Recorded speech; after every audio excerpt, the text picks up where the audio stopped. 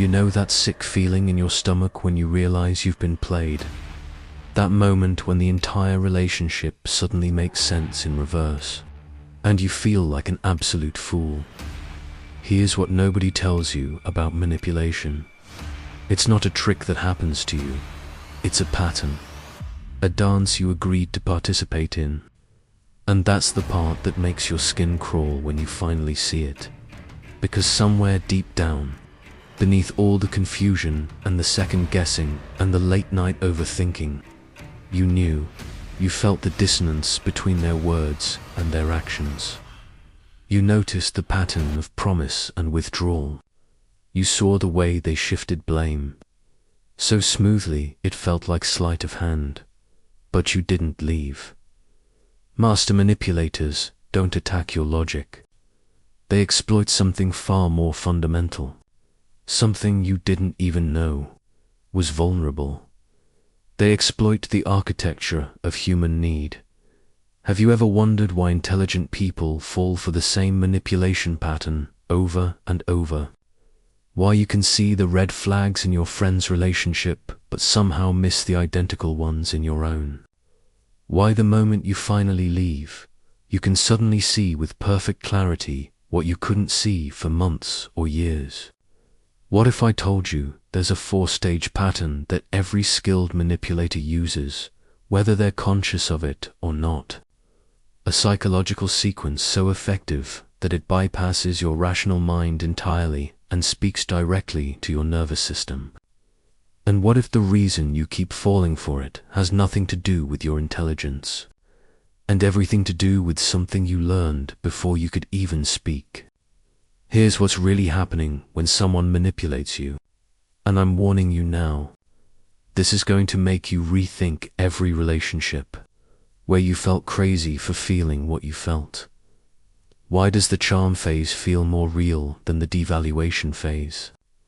Even when the devaluation lasts 10 times longer. Why do you remember the intermittent moments of warmth more vividly than the consistent patterns of coldness? Why does your body relax when they finally give you attention, even though your mind knows the cycle will repeat? What is it about uncertainty that makes connection feel more intense than stability ever could? Why do you find yourself explaining their behavior to others, defending someone who wouldn't defend you? What makes you tolerate treatment from them that you'd never accept from anyone else? Why does leaving feel like you're abandoning them, even when they're the one causing harm? What is it about the promise of who they could be that eclipses the reality of who they actually are? Why do you feel responsible for their emotional state, but they never seem responsible for yours? What makes you believe that if you just communicate better, try harder, understand deeper, they'll finally see you? Why does the thought of them doing to someone else what they did to you create more pain than what they actually did to you? What does that tell you about what you're really afraid of? Because here's the truth that's going to follow you through this entire video. The answer you're looking for but don't want to find. Manipulation works because it activates the same neural pathways as love. Your body can't tell the difference between intermittent reinforcement and genuine connection. To your nervous system, the anxiety of maybe they'll choose me feels identical to the excitement of they chose me. And manipulators know this. Whether consciously or unconsciously, they know that the fastest way to someone's loyalty isn't through consistency. It's through unpredictability. Let me show you exactly how this works. The 4 stages every manipulator uses, and why your own psychology makes you the perfect target. Most people think manipulation is about lying. It's not. Lying is amateur hour. Lying requires you to remember your story, to maintain consistency, to manage the cognitive load of deception. Lying is exhausting and easy to spot if someone's paying attention. Master manipulators don't lie to you. They create an environment where you lie to yourself. They don't tell you you're special. They make you work to prove you're special. and then let you believe you succeeded. See? Here's what we get wrong about manipulation. We think it's something done to us by someone else. Like they have all the power and we're just passive victims in their scheme. But that's the surface level. That's the story that lets you stay comfortable. The deeper truth. Manipulation is a collaborative art. It requires your participation. And the reason you participated isn't because you're broken. It's because you're human. Because what manipulators actually exploit isn't your weakness. It's your strength, your capacity for empathy. That becomes you can see their potential. Your loyalty. That becomes you don't give up on people. Your self-awareness. That becomes maybe I am too sensitive. They take your best qualities and turn them into weapons against you. And here's the framework that explains why this works. Straight from attachment theory and behavioral psychology. Humans are pattern recognition machines. We're wired to seek predictability because predictability equals safety. But here's the glitch in the code. When we can't find a clear pattern, our brains become obsessed with creating one. This is called intermittent reinforcement, and it's the same mechanism that makes gambling addictive. If a slot machine paid out every time, you'd get bored. If it never paid out, you'd walk away. But if it pays out just enough to keep you hoping, just unpredictably enough to keep you pulling the lever, you'll empty your wallet trying to find the pattern. Manipulators are human slot machines. They give you just enough warmth to keep you hoping, just enough withdrawal to keep you working, just enough inconsistency to keep you confused about what's real. And your brain does exactly what it's designed to do. It becomes obsessed with solving the puzzle. Why were they affectionate yesterday but cold today? What did I do differently? If I can just figure out the right combination of words, behavior, understanding, I can make them consistently choose me. You're not trying to leave the relationship. You're trying to win it.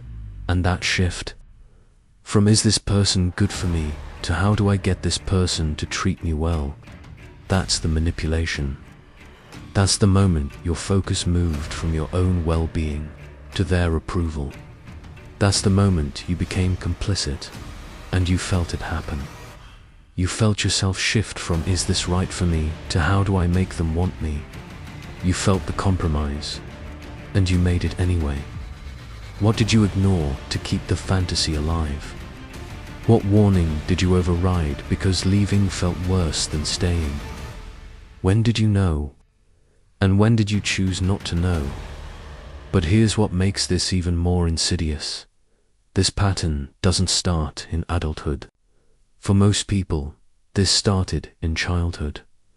If you grew up with a parent whose love was conditional, whose mood was unpredictable, whose attention had to be earned through perfect behavior or emotional management, then intermittent reinforcement doesn't feel like manipulation.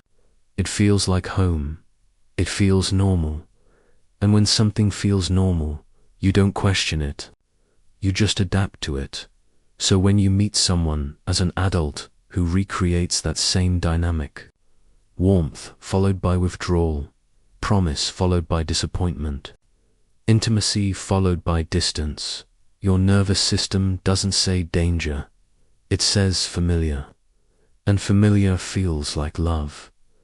Does this pattern show up in your romantic relationships, your friendships, your family dynamics?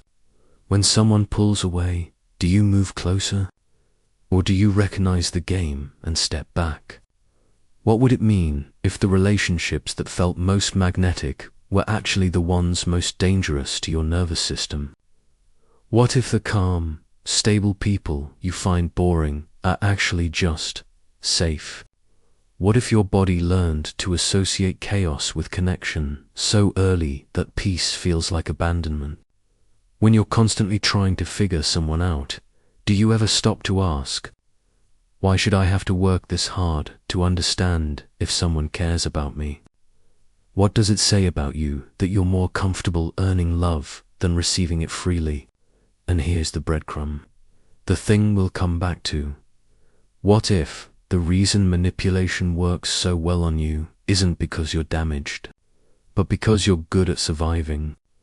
What if this pattern recognition, this ability to adapt to inconsistency, this hypervigilance to other people's emotional states, what if those were survival skills that kept you safe once, but now keep you trapped? But here's the part that's going to make you sick. You're not just tolerating this pattern. Part of you is choosing it. Because the alternative, admitting you're in love with someone who's running a slot machine, is too humiliating to face. Hold that thought. Because we're about to go deeper into exactly how manipulators exploit this. The 4-stage pattern that turns your survival skills against you. Here's the truth that's going to make you hate yourself. You didn't just fall for this. You participated in it. And I'm about to show you exactly how they got you to volunteer for your own destruction. Manipulation isn't random. It's a systematic process. And it follows the same 4 stages every single time. At every single stage, there were moments where you could have left, but you didn't. And that's not because you're weak. It's because they turned your strength into your prison. Stage 1, idealization. This is the phase everyone remembers. The phase you'll compare every future interaction to. The phase that makes you stay through everything that comes after. They don't just like you. They're fascinated by you. They see you in ways no one else ever has. They mirror your values, your interests, your communication style so perfectly it feels like fate. I've never met anyone who understands me like this. I can't believe we have so much in common. Where have you been my whole life? And here's what your brain does with this information. It releases dopamine, oxytocin, all the neurochemicals associated with falling in love. You feel seen. You feel chosen. You feel like you finally found your person. But here's what you don't see. They're not reflecting who you are. They're reflecting who you want to be. They're studying you like a test they need to pass, finding your vulnerabilities, your unmet needs, your secretly held fantasies about connection. And they're performing them back to you. This isn't love. It's reconnaissance, and the reason it works so well is because you've been waiting your whole life for someone to see you this way. So when they finally do, you don't question whether it's real. You just feel relief. Finally, someone who gets it. But think about this. How well can you actually know someone in 2 weeks, 2 months? How deep can connection really go when someone's showing you only their highlight reel? You can't, but you don't care, because it feels real. And to your nervous system, feeling is knowing. Stage 2, devaluation. This is where the slot machine starts malfunctioning. The attention that was constant becomes sporadic. The affection that was overwhelming becomes conditional. The person who couldn't get enough of you suddenly seems irritated by the same qualities they once loved. And here's the thing that makes you crazy. They don't end it. They don't withdraw completely. They just shift, cool down, create distance in ways you can't quite name but can definitely feel. Your texts that used to get immediate responses now sit on read for hours. Plans that used to be made with enthusiasm now feel like obligations. Conversations that used to flow now feel like you're pulling teeth. And the most destabilizing part, they act like you're the one overreacting. You're too sensitive. I'm just busy. Why are you always so needy? Suddenly, the problem isn't their inconsistency. It's your need for consistency. The problem isn't their withdrawal. It's your reaction to withdrawal. And this is where the manipulation becomes genius. They make you question your own perception because you know something changed. You can feel it in your body. That tightness in your chest when you see their name on your phone. That sinking feeling when they cancelled plans. That hypervigilance trying to figure out what you did wrong, but they're telling you nothing changed. They're fine. You're the one making problems where none exist, so you start to doubt yourself. Maybe you are too sensitive. Maybe you were expecting too much. Maybe the idealization phase was the anomaly and this is who they really are. And that doubt, that's the manipulation taking root. Here's the visual metaphor. Imagine you're in a theater watching a movie. The movie is beautiful, engaging, everything you've ever wanted to see. You're completely absorbed. Then suddenly, the image flickers. Just for a second. You notice, but the movie keeps playing, so you tell yourself you imagined it. Then it flickers again, and again. But never long enough for you to be sure something's wrong. So you stop watching the movie and start watching the projector, trying to figure out if the problem is the equipment or your eyes, trying to predict when the next flicker will come. You're no longer enjoying the film. You're managing your anxiety about whether the film will keep playing. That's devaluation. They've shifted your focus from, is this relationship good, to how do I keep this relationship going? And once your focus shifts, they've got you. Now, here's where it gets really dark. Where they don't just confuse you, they turn confusion itself into the drug. Stay with me, because this is where most people realize they're not in a relationship. They're in a psychological experiment.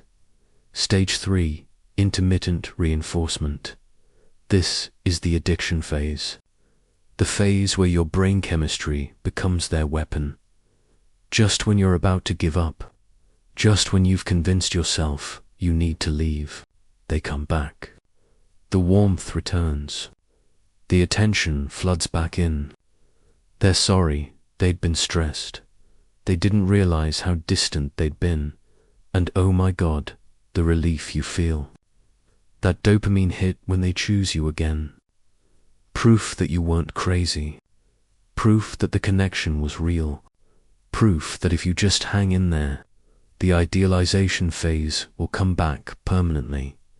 Except it won't, because now they've trained you. Like Pavlov's dogs, like rats in a Skinner box. You've learned that if you tolerate the withdrawal, you'll eventually get the reward. So you stop protesting the devaluation.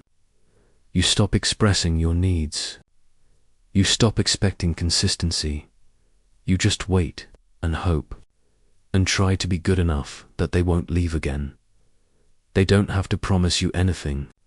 They just have to show up intermittently enough that your brain stays hooked on the possibility, and your brain is working against you here. Because, neurologically, intermittent reinforcement creates stronger addiction than consistent reinforcement. The uncertainty of when will they be. Warm again triggers more dopamine than the guarantee of they're always warm. Your own biology is making you loyal to someone. Who's using your loyalty against you? Have you ever noticed how much energy you spend trying to get back to those early days? How much of your mental space is occupied by analyzing their behavior, trying to figure out what changed, wondering if you changed? Have you ever noticed that you remember the good moments with perfect clarity, but the bad moments kind of blur together into a vague sense of unease? That's not an accident. That's your brain trying to solve the pattern, holding on to the rewards, minimizing the punishments, trying to figure out the formula that makes them stay. What would happen if you stopped trying to solve them and started believing their actions the first time? What if they're just busy is actually they're not prioritizing you and you're translating it to something more comfortable? What if the version of them you fell in love with wasn't the real them, but the audition, and this version, the inconsistent one, is who they actually are? Stage 4, discard or hoovering. Eventually, one of two things happens.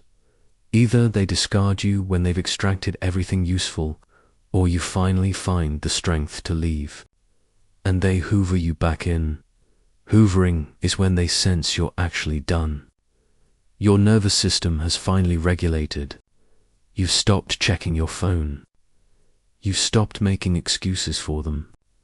You've started to remember what peace feels like, and that's when they reappear. Not with apologies, not with accountability, but with the exact words you've been desperate to hear, the exact version of themselves you fell in love with, just enough to reactivate your hope. I've been thinking about you. I miss what we had. I realize now what I lost. And if you've done any healing, any therapy, any work on yourself, there's a part of you that thinks, see, they've changed. They've realized. This time will be different.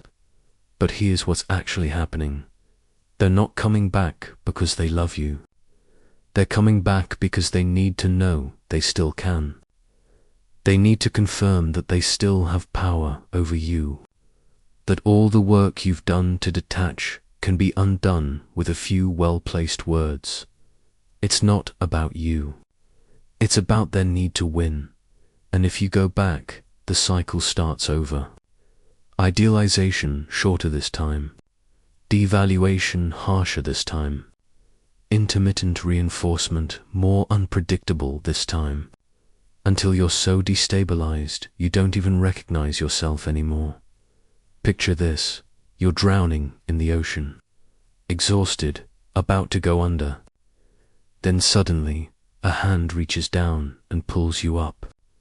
You're gasping, grateful, clutching onto your rescuer. You didn't notice they're the one who pushed you in. That's hoovering. They create the crisis, then rescue you from it, and you're so relieved to be saved, you forget who caused the danger in the first place. Now, here's the brutal part. The part you really don't want to hear. You weren't a victim who got tricked. You were a volunteer who got played. Because at every stage, there were signs. Red flags you rationalized. Boundaries you compromised. Gut feelings you over. Times you knew something was wrong but chose that relationship over your knowing. You stayed because you couldn't admit you were wrong. You stayed because your pride couldn't handle being fooled. You stayed because walking away would mean every boundary you compromised. Every red flag you rationalized, every gut feeling you overrode, all of it would be your fault. So you stayed, not because they trapped you, because you couldn't face what leaving would say about you. When did you first notice something was wrong? And how long did you ignore that knowing? What did it cost you to stay? Not just in time, but in self-trust, in dignity, in the parts of yourself you made smaller to make room for them. If your best friend described this relationship to you, what would you tell them to do? And if you'd tell them to leave, why are you still trying to make it work? Now, here's the part that's going to sting. Remember at the beginning when I said, manipulators don't exploit your weakness. They exploit your strength. Here's the paradox. The very qualities that make you capable of deep love are the same qualities that make you vulnerable to deep manipulation. Your empathy. It's the opening they walk through. You see their pain beneath their behavior, and instead of protecting yourself, you rationalize their cruelty. They're just hurt. They're just scared. If I love them enough, they'll heal. No. They're using your empathy as a shield for their pattern. Your loyalty. You call it commitment. They call it convenience. The capacity to stay when it's hard becomes the capacity to stay when it's destructive. And you can't tell the difference anymore because you've made endurance a virtue. Your self-awareness. It's the weapon they use to blame you for their cruelty. You examine your flaws, take responsibility for your impact, and somehow end up accepting blame for things that were never your fault. Maybe I am too sensitive. Maybe I do expect too much. You don't. You're just with someone who needs you to believe your hope. The belief that people can change, that love can transform, that effort matters. That's not naive. That's human. But it's also what makes you confuse potential with reality. So here's the paradox. You're not being manipulated because you're broken. You're being manipulated because you leak need. And people who lack empathy can smell it on you from across a room. They don't have empathy, so they're drawn to people who have enough for both. They don't have loyalty, so they seek people who'll stay when anyone else would leave. They don't have self-awareness, so they need someone who will absorb the blame they refuse to carry. You're not their partner. You're their emotional infrastructure, and the most brutal realization. You can't fix this by becoming less empathetic, less loyal, less self-aware. You can't protect yourself by killing the best parts of who you are. The only protection is discernment, learning to direct your empathy toward people who also have empathy for you. Learning that loyalty should be mutual, not one-sided. Learning that self-awareness is for growth, not for absorbing someone else's dysfunction. Learning that hope without evidence is just denial with better marketing. Remember when I asked you at the beginning, why does the charm phase feel more real than the devaluation phase, even when the devaluation lasts 10 times longer? Here's why. Because the charm phase showed you who they wanted to be, and you fell in love with their aspirational self, the person they present when they're trying to win you. But the devaluation phase, that's who they actually are. When the effort stops, when the mask slips, when you're no longer a conquest but a captive, and you keep waiting for the real them to come back, not realizing the real them is the one treating you like this. The charm was the performance. This is the person, and here's the open loop payoff. You didn't fall for manipulation because you're weak. You fell for it because your deepest need, to be chosen, to matter, to be enough, made you blind to the fact that being chosen isn't the same as being valued. They chose you, absolutely, but not because of who you are, because of what you provide.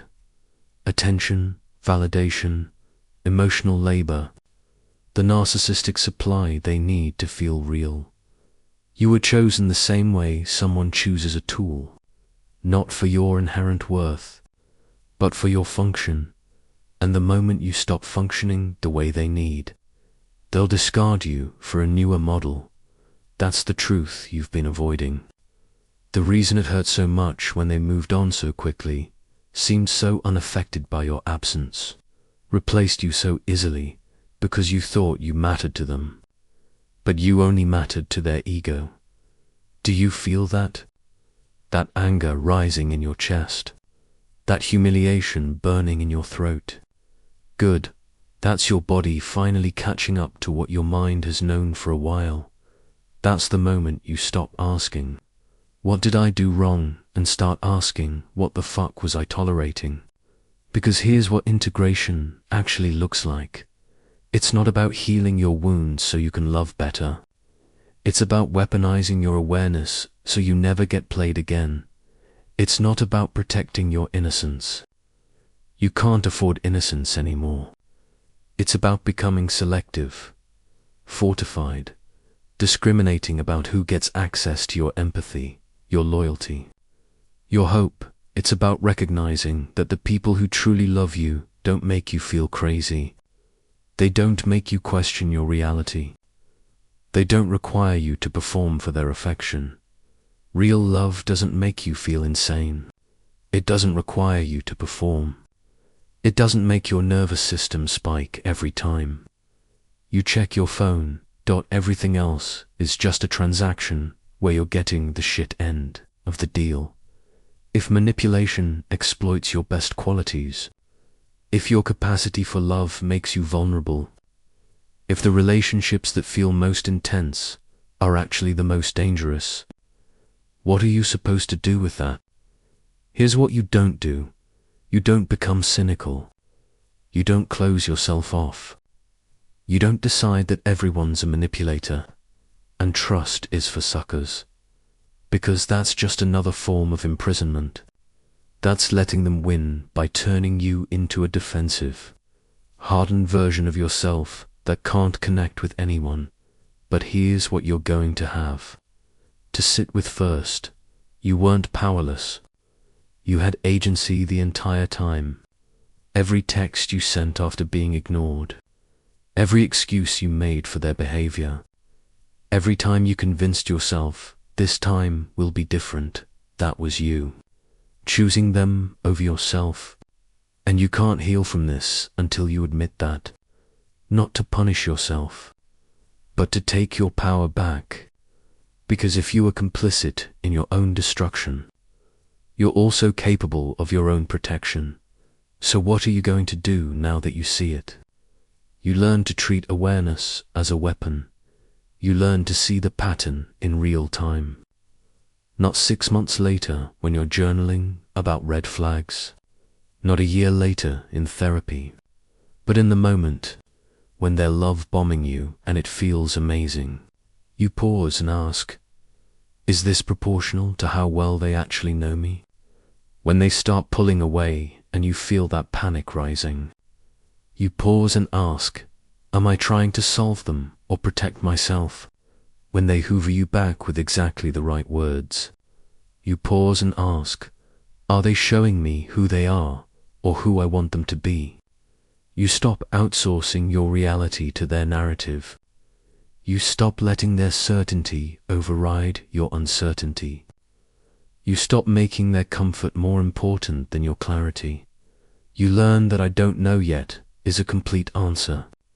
That I need to see consistency over time is a boundary, not a punishment. That walking away from intermittent reinforcement isn't giving up. It's graduating. Here's the practical integration.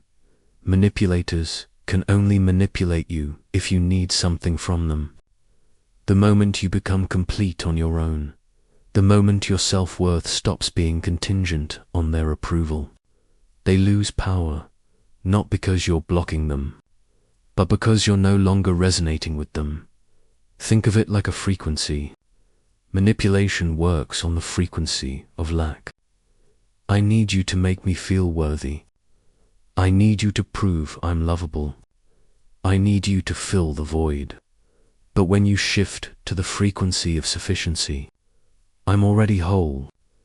I'm already enough. I'm available for connection, but not dependent on it. Manipulators can't find you anymore. You become incompatible with their game, and that's not something you fake. That's not affirmations in the mirror or pretending you don't care. That's actual work. Shadow work. The work of going back to the original wound that made you believe love had to be earned, attention had to be negotiated, affection had to be performed for. The work of finding the place in you that decided, I'm too much or I'm not enough, and questioning whether that was ever actually true, or just something you internalized from people who couldn't handle your fullness. Here's what most people won't tell. You can't outlove someone into treating you well. You can't out-empathize someone into developing empathy. You can't out-loyal someone into reciprocating loyalty. All you can do is set a standard and enforce it, not with ultimatums, not with drama, but with choices. When someone shows you through their actions that they're inconsistent. You believe them and adjust your investment accordingly. When someone tells you through their behavior that your needs are inconvenient, you believe them and stop making yourself smaller. When someone demonstrates through their patterns that they're not capable of the relationship you want, you believe them and walk away, not in anger, not in punishment, but in clarity. Because here's the final truth. Staying with someone who manipulates you isn't love. It's not loyalty. It's not commitment. It's fear. Fear that you won't find better. Fear that you're not worthy of better. Fear that the pain of being alone is worse than the pain of being with someone who makes you feel alone. Anyway, and the moment you choose yourself over that fear, everything changes.